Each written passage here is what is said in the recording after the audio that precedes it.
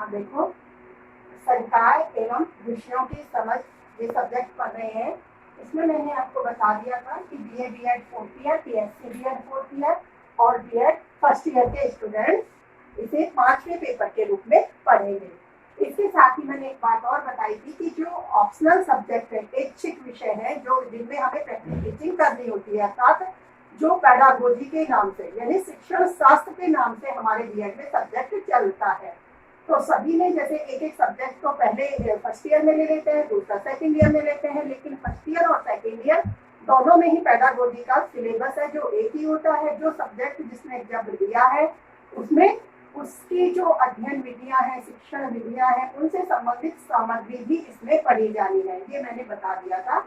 ऐसे ही जैसे fourth year वाले स्टूडेंट्स हैं, इन्होंने भी बीएड, बीएससी बीएड है और बीएड थर्ड ईयर में इन्होंने अपने पिछले साल वाले थर्ड ईयर वाले कोर्स में एक टीचिंग सब्जेक्ट पढ़ लिया था, लेकिन एक टीचिंग सब्जेक्ट इनका भी अभी रह रहा है। तो वो इस विषय के साथ तो फोकस रखेंगे ही, साथ ही साथ उन शिक्षण विधियों को और मेथड्स को अपने टीचिंग सब्जेक्ट्स में कहाँ क्या काम आ रही है उस दृष्टि से भी ध्यान रखना है।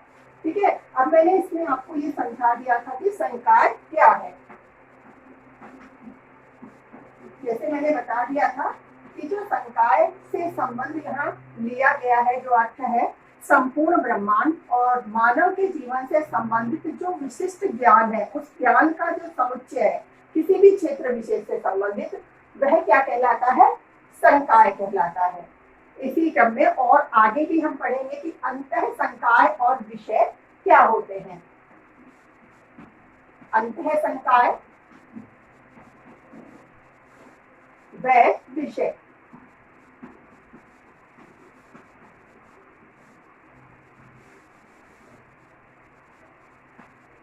हाँ देखो, अंतः संकाय और विषय नाम से आपको समझ में आ ही रहा है, लेकिन जो थोड़ा इनमें अंतर होता है वो मैं बता देती हूँ। अंतः संकाय और विषय में जो अंतर है वो एक तरह से पूर्ण और अंश का अंतर है। पूर्ण और अंश कैसे है ये पूर्ण और अंश? जैसे अभी हमने संकाय की बात की कि जैसे ब्रह्मांड, मानव जीवन से संबंधित किसी भी क्षेत्र का जो अब तक का विकसित ज्ञान है, जो समस्त ज्ञान है, एक तरह से जो ज्ञान है वो समस्त है, संपूर्ण है। जो संपूर्ण ज्ञान रहेगा जो अब तक विकसित हुआ है वो क्या होगा? अंतः संकाय। लेकिन उसमें से एक तरह से किसी क्षेत्र विशेष से संबंधित, किसी एक विशेष पक्ष से संबंधित जो विशिष्ट ज्ञान होता है, जो विशेष ज्ञान होता है, तो वो किसमें आता है?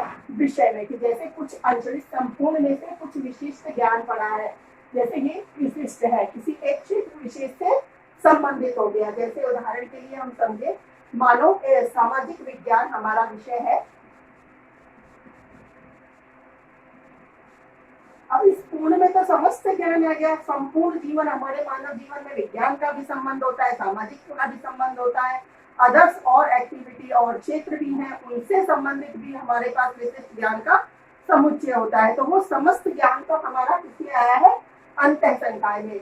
लेकिन विषय में कौन सा आया है? उस क्षेत्र विशेष से संबंधित। जैसे सामाजिक विज्ञान की बात कर रहे हैं हम, तो इसमें समाज से संबंधित जो ज्ञान, जो भी अध्ययन किया जाता है, तो एक विशिष्ट हो गया, विशेष ज्ञान हो गया, विशेष क्षेत्र से संबंधित हो गया। फिर इसके भी कुछ और अंश हो जाते हैं, जैसे अलग अलग अंश इसमें दिखाए जाते हैं। जैसे अलग शाखाएं हैं, इसके कुछ नाम लिख रही हूँ मैं। अर्थशास्त्र, भूगोल, इतिहास, नागरिक शास्त्र, इस तरह से। अब ये और अंश की तरफ हो गया, यानी कि सामाजिक विज्ञान जो है, जो विषय पढ़ रहा है, तो वो किसका? उस अंश का अध्ययन कर रहा है। यदि इस क्षेत्र में भी और विशिष्टता है उसके अंगों में, तो ये जैसे इसके अंग हैं, तो ये और अधिक विशिष्टता की ओर चले गए। कि जैसे सामाजिक में भी हमने अर्थशास्त्र रूपी विशिष्ट ज्ञान का, विशेष पक्ष का अध्ययन किया है, यानी विशेष क्षेत्र का अध्ययन किया है। इस तरह से अंतः संकाय और विषय दोनों में ये अलग अलग अंतर होता है। ठीक इसी तरीके से अब आगे जैसे हम पढ़े, इसमें हमें अध्ययन को भी समझना है। जैसे अध्ययन को आज तक हम समझते आए हैं कि जैसे जो लर्निंग हम कर रहे हैं, सीख रहे हैं, वही अध्ययन है। तो ये शब्द भी किस तरह से विकसित हुआ है। जैसे सबसे पहले जर्मन विश्वविद्यालय में 19वीं शताब्दी में इसका प्रयोग किया गया था। वहां अध्ययन क्षेत्र से संबंधित उन्होंने क्या लिया था कि जैसे जो सारा शैक्षिक अध्ययन है उसके जो तत्व हैं वो इसमें समाहित होते हैं, या कहें जैसे अधिगम के संगठन, ज्ञान के क्रमबद्ध संचय और उत्पादन में जो संयोगित होता है, यानी जो उसका संचय होता है या संयोग होता है, वहां सब क्या होता है, अध्ययन होता है। इस तरह से अध्ययन को भी अलग से इसमें बताया गया है। फिर आगे भी और इसका विकास होता रहा, जिसमें 20वीं शताब्दी में भी फिर और अलग अलग जगह इसके कई सारे विश्वविद्यालय थे जहां अलग अलग रूप में इसको और परिभाषित किया गया। फिर धीरे धीरे ये विकास में चलन में हो गया कि जो आज अध्ययन का क्षेत्र है उसमें फिर समस्त सामग्री को ही शामिल कर लिया गया है। अध्ययन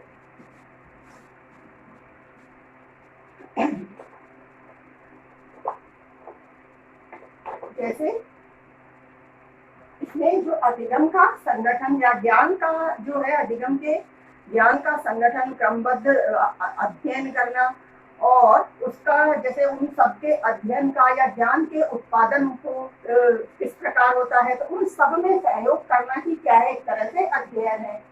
जैसे कहें ज्ञान का क्रमबद्ध संचय, क्रमबद्ध संचय, अधिगम का संगठन,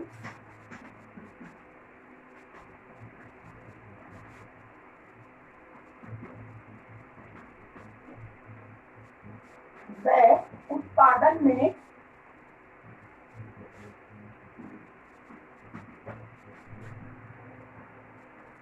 सहयोग करना, ये समस्त इसमें आ जाएगा, अध्ययन में आ जाएगा। फिर आगे धीरे धीरे और अध्ययन क्षेत्र विकसित होता चला गया। जैसे फिर अध्ययन क्षेत्र में फिर और चीजें शामिल की गई, जैसे पाठ्य वस्तु है, पाठ्यक्रम के सिद्धांत है, शिक्षण विधियां हैं, जो भी हमारे विषय है, विषय विशेष जिसके क्षेत्र से संबंधित हम ज्ञान ले रहे हैं, उनसे संबंधित समस्त विषय वस्तु और उस विषय वस्तु को किस प्रकार से संप्रेषित किया जाना है, उनसे संबंधित समस्त सहायक सामग्री और समस्त सिद्धांत, नियम, ये सारे क्या है, अध्ययन की नींव को तैयार करते हैं। इसकी नींव को तैयार करते हैं, किस तरह से अध्ययन किया जाना है। तो ये सारे अध्ययन के क्षेत्र हो जाते हैं। पाठ्यक्रम, इसके सिद्धांत, जो सारी चीजें मैंने अभी बोलकर बताई हैं, फिर नियम, फिर इसे प्रस्तुत करने के लिए शिक्षण विधियां, ये सभी चीजें इसमें आ जाएंगी, अध्ययन में आ जाएंगी। अब इससे आगे फिर हम अगला पढ़ेंगे अध्ययन की प्रकृति। थोड़ा सा उसे भी समझा देती हूँ।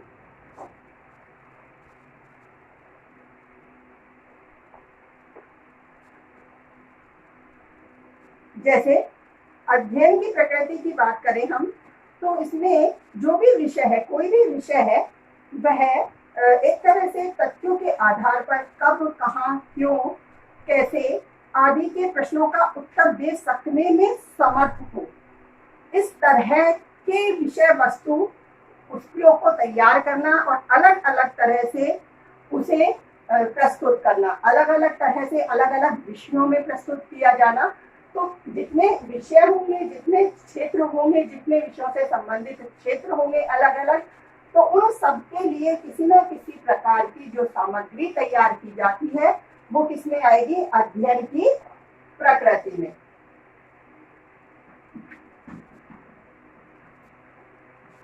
उसे अध्ययन की प्रकृति कहा जाएगा। अब इससे आगे है अध्ययन के प्रकार।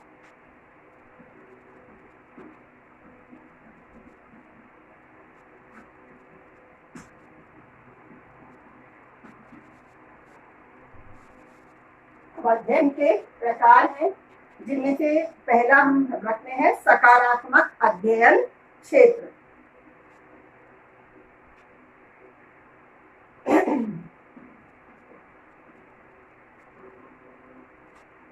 सकारात्मक अध्ययन क्षेत्र, यहाँ भी क्षेत्र भी लिखते हैं, अध्ययन क्षेत्र के प्रकार है ना, ठीक है। और भी दो प्रकार हैं इसके, निर्देशात्मक अध्ययन क्षेत्र, दूसरा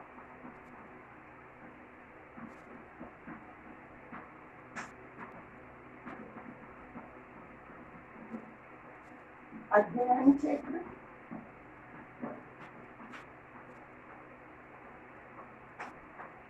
और तीसरा है चिंतनशील अध्ययन क्षेत्र।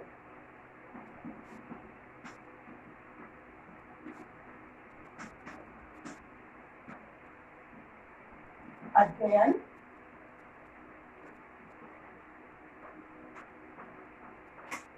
क्षेत्र। अब देखो, जो सकारात्मक अध्ययन क्षेत्र है इसमें प्रामाणिक ज्ञान, जो कि एक तरह से जिस ज्ञान की हम बात करें कि जो ज्ञान प्रामाणिक हो चुका है, सिद्ध हो चुका है। वैसे मैंने ज्ञान वाले सब्जेक्ट में भी बताया था, और इससे पहले आप पढ़ भी चुके हो क्योंकि थर्ड ईयर में ही आ जाता है ज्ञान और पाठ्यक्रम। तो वहाँ ज्ञान में मैंने बता दिया था कि ज्ञान हम किसे कहते हैं, एक तरह से जो यथार्थ जो हमारी जानकारी है या अनुभव जो है, और वह भी एक तरह से सत्य प्रमाणिक सिद्ध हो चुका है, उसके बाद ही उसे ज्ञान कहा जाता है। तो एक तरह से सकारात्मक अध्ययन क्षेत्र में ज्ञान का जो प्रामाणिक स्तर है, जो वैज्ञानिक ज्ञान है, उसे इसमें समाहित किया जाता है, क्योंकि एक तरह से सत्य और प्रामाणिक ज्ञान ही ज्ञान कहलाता है। तो सकारात्मक अध्ययन क्षेत्र में इस प्रामाणिक वैज्ञानिक ज्ञान को रखा जाता है, और वैज्ञानिक विधियों के माध्यम से ही वह सकारात्मक क्षेत्र में मान्य होता है, और उसी दृष्टिकोण से उसका अध्ययन भी किया जाता है। इसी तरह से जैसे जो ज्ञान मीमांसा है, उसमें भी सकारात्मक अध्ययन क्षेत्र को उद्देश्यात्मक उपागम द्वारा बताया गया है। एक तरह से मूल्यों के आधार पर भी बताया है, मूल्य रहित भी इसे कहा गया है। इसके बाद आता है निर्देशात्मक अध्ययन क्षेत्र। अब निर्देशात्मक अध्ययन क्षेत्र में भी जैसे जो नाम आ रहा है निर्देशात्मक, निर्देश नॉर्मेटिव शब्द से बना है ये। तो नॉर्मेटिव शब्द का अर्थ ही क्या होता है, यहाँ से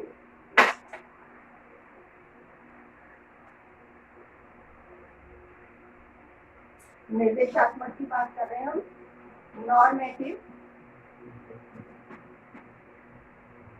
नॉर्मेटिव शब्द है जो नॉर्मेश शब्द से बना है,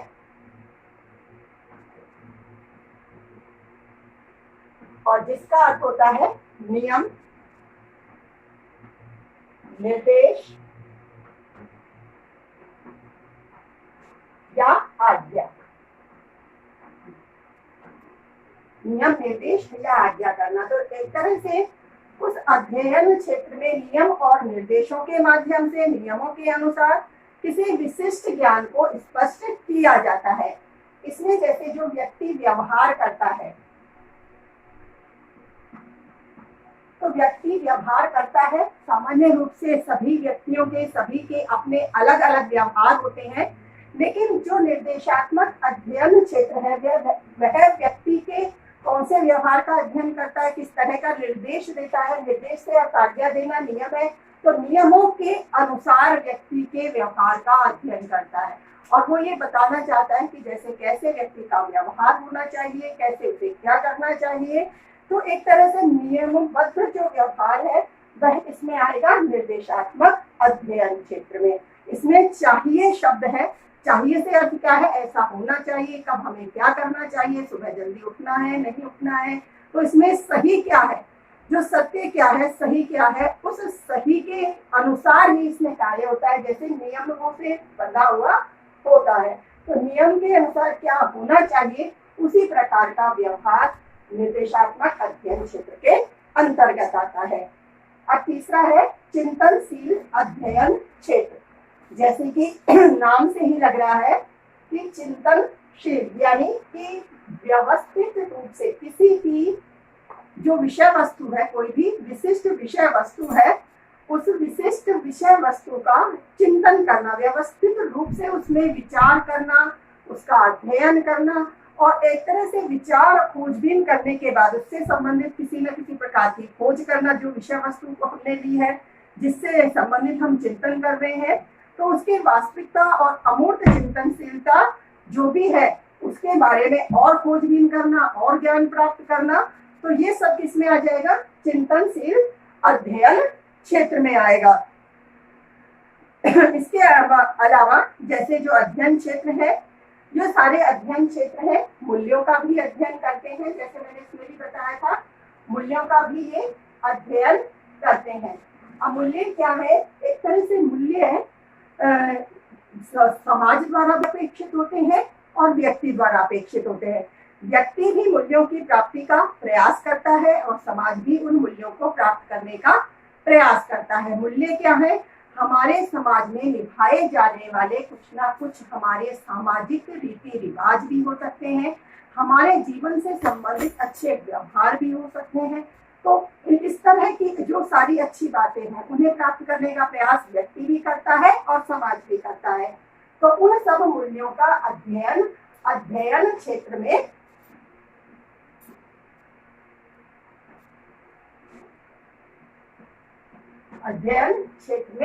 किया जाता है। तो अब देखो, इसमें हमने अध्ययन क्या है ये भी पढ़ लिया है, अध्ययन, फिर इसका क्षेत्र पढ़ा है, फिर प्रकृति पढ़ ली, इसके बाद हमने इसके प्रकार भी पढ़ लिए। अब इससे आगे अध्ययन क्षेत्र का वर्गीकरण, जैसे जो अध्ययन क्षेत्र हम पढ़ते चले आ रहे हैं, अब इसका क्लासिफिकेशन क्या है, क्या वर्गीकरण है, उसको भी हम पढ़ेंगे। अध्ययन क्षेत्र को 4 भागों में वर्गीकृत किया गया है। शास्त्रीय अध्ययन, अंतर अनुशासन अध्ययन, और या अंतः शास्त्रीय अध्ययन भी कह सकते हैं। इसी तरह से बहुशास्त्रीय अध्ययन, परे शास्त्रीय अध्ययन भी उसे कहा जा सकता है।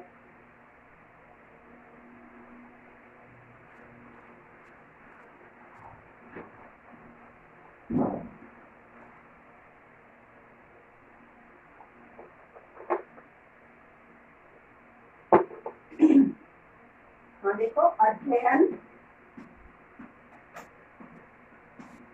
क्षेत्र का वर्गीकरण,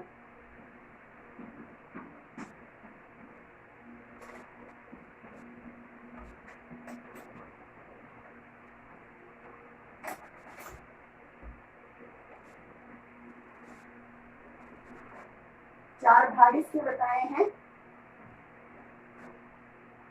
पहला है शास्त्रीय अध्ययन क्षेत्र,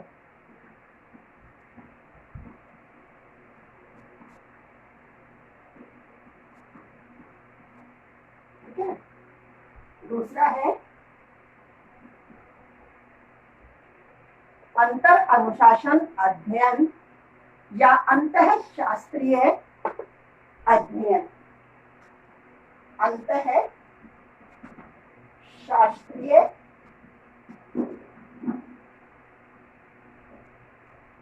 या अंतर अनुशासन अध्ययन क्षेत्र,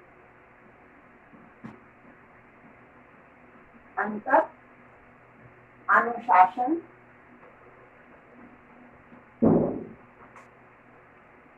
अध्ययन क्षेत्र, ठीक है। इसके बाद तीसरे नंबर पे है बहुशास्त्रीय अध्ययन क्षेत्र, बहुशास्त्रीय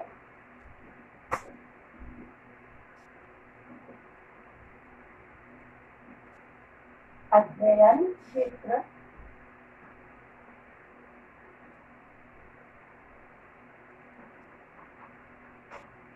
इसके बाद एक और है चौथा,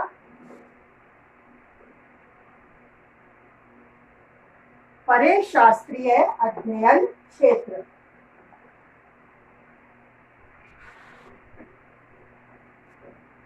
ये दूसरा हो गया, ये तीसरा हो गया और ये चौथा। परे शास्त्रीय अध्ययन क्षेत्र।